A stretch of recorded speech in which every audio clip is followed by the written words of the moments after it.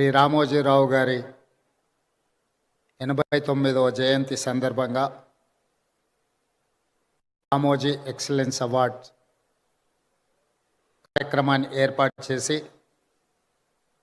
ఈ కార్యక్రమానికి ముఖ్య అతిథులుగా భారత ఉపరాష్ట్రపతి పిపి రాధాకృష్ణన్ గారిని, తెలంగాణ గవర్నర్ జిష్ణుదేవ్ వర్మ గారిని, ఆంధ్రప్రదేశ్ ముఖ్యమంత్రి పెద్దలు శ్రీ నారా చంద్రబాబు నాయుడు గారిని, భారత మాజీ ఉపరాష్ట్రపతి పెద్దలు వెంకయ్య నాయుడు గారిని, భారత మాజీ ప్రధాన న్యాయమూర్తి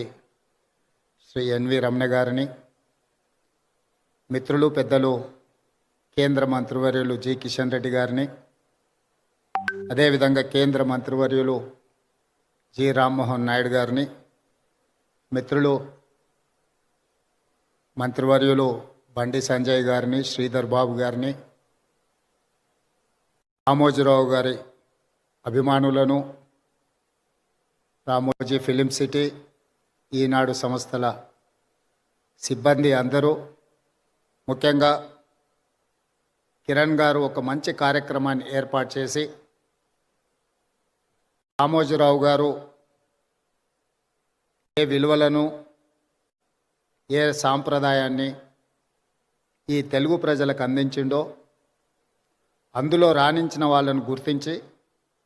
రామోజీ ఎక్సలెన్స్ అవార్డ్స్ ఇవ్వడం ద్వారా కొత్త తరానికి ఒక స్ఫూర్తినివ్వాలని కార్యక్రమాన్ని ఏర్పాటు చేసినందుకు వారిని, వారి కుటుంబ సభ్యులను మనస్ఫూర్తిగా నేను అభినందిస్తున్నాను. ఈనాడు